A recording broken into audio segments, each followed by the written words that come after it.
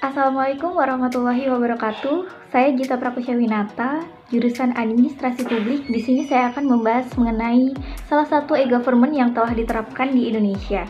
Sebelumnya saya akan membahas mengenai apa sih pengertian dari e-government. E-government merupakan penggunaan teknologi informasi oleh industri di pemerintahan yang mampu mengubah relasi dengan warga negara, dunia usaha, hingga bidang pemerintahan lainnya. Konsep e-government sendiri tidaklah sederhana. Layanan publik via internet seperti kita menggunakan layanan BPJS Kesehatan via aplikasi mobile CKN sebagai wujud hubungan government to citizen. Nah, walaupun memang layanan itulah yang dapat dirasakan oleh publik secara langsung. Nah, oleh karena itu di sini saya akan membahas mengenai salah satu e-government yaitu BPJS Kesehatan melalui aplikasi mobile Jaminan Kesehatan Nasional. Nah, sebelumnya BPJS Kesehatan merupakan badan hukum publik yang bertanggung jawab langsung kepada Presiden dan memiliki tugas untuk menyelenggarakan jaminan kesehatan nasional bagi seluruh rakyat Indonesia. Nah, BPJS ini diselenggarakan berdasarkan asas kemanusiaan yang memiliki manfaat dan keadilan bagi seluruh rakyat Indonesia dengan tujuan untuk mewujudkan pemenuhan kebutuhan dasar hidup yang layak bagi setiap rakyat Indonesia yang sudah menjadi hak dasar manusia. Perlu kita ketahui teman-teman bahwa perkembangan e-government pada BPJS ini sekarang sudah tidak jarang lagi dan ditemukan banyak sekali di daerah-daerah seperti puskesmas, layanan kesehatan lainnya, rumah sakit, klinik, dan lain sebagainya. Sekarang kita tahu ketika kita ke rumah sakit sudah jarang membawa resep ke bagian farmasi untuk penebusan obat. Nah, bahkan daftarnya pun sudah dilakukan secara online. Nah, pada umumnya, dokter sudah mengisi di dalam sistem, lalu kemudian pada saat yang sama, bagian farmasi mendapatkan informasinya, kemudian mempersiapkannya. Nah, tentunya dalam hal ini kita semua dapat dipermudah untuk pelayanan kesehatan agar dapat memanfaatkan waktu dengan sebaik-baiknya dan lebih praktis. Dalam prosesnya kita dapat melihat dan mengalami sendiri betapa digitalisasi BPJS Kesehatan terasa langsung di dalam dunia kehidupan masyarakat. Nah, paling gampangnya adalah ketika kita pergi untuk memeriksakan diri ke dokter, kita dapat melihat diagnosis dokter ketika pemeriksaan tersebut. Nah, dalam waktu jangka yang lama pun kita masih dapat melihat melalui aplikasi mobile JKN. Nah, hal ini mungkin tampak sepele, tetapi dalam dunia kesehatan, riwayat tersebut sangatlah penting bagi masyarakat. Kemudian saya akan menjelaskan mengenai beberapa tahapan yang terdapat di dalam e-government terkait dengan BPJS pelayanan online. Yang pertama ada tahap informasi.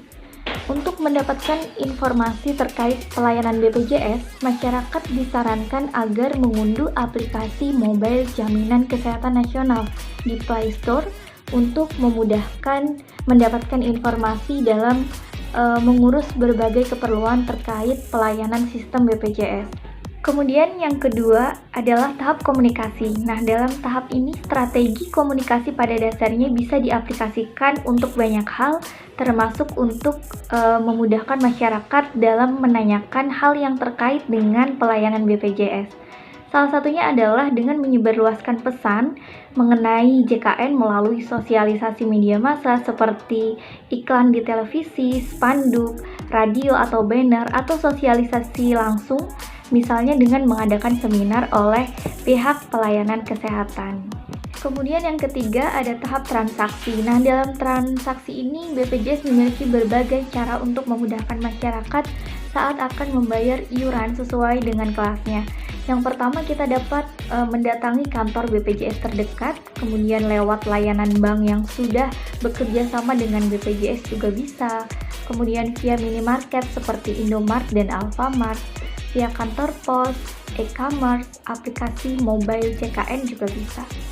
Kemudian yang terakhir atau yang keempat yaitu tahap metadata. Nah, untuk mengelola data kesehatan dapat memperhatikan 3 hal utama, yaitu yang pertama standarisasi data, kepastian sistem informasi pelayanan kesehatan, dan akuntabilitas data. dan juga adanya sumber daya manusia yang kompeten untuk mengelola kebijakan satu data kesehatan melalui Badan Pusat Data dan Informasi. Kemenkes sekarang juga telah memiliki peranata komputer, tenaga statistik, dan analisis data.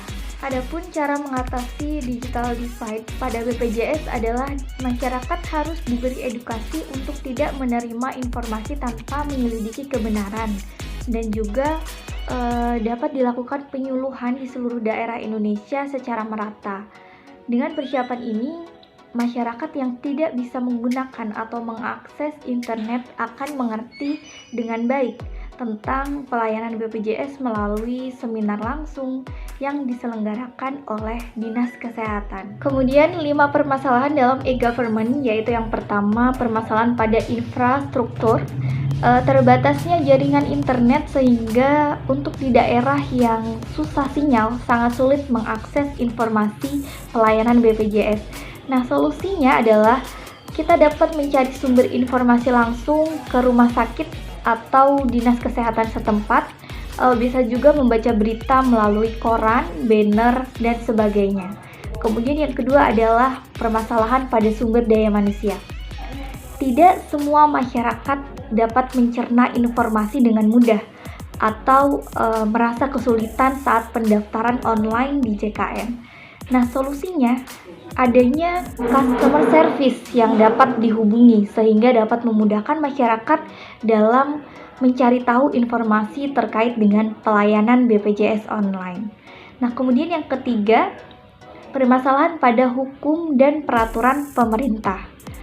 Saat ini belum adanya kejelasan terkait peraturan mengenai pelayanan BPJS online.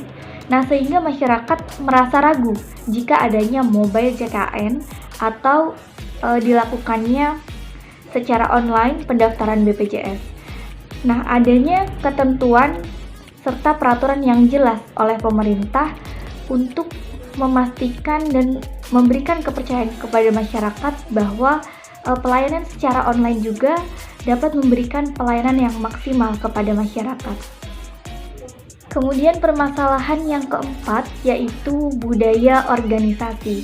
Dengan adanya era digitalisasi, seharusnya organisasi memberikan dukungan supaya dapat dengan mudah diterima dalam kehidupan masyarakat. Dapat dilakukan dengan cara sosialisasi ke daerah-daerah yang kurang adanya komunikasi yang belum didapatkan terkait dengan pelayanan BPJS. Kemudian yang kelima atau yang terakhir yaitu komitmen pimpinan. Nah, dalam permasalahan ini masih adanya kekurangan dalam pelayanan BPJS Kesehatan sehingga masyarakat merasa kurang puas dalam pelayanan kesehatan.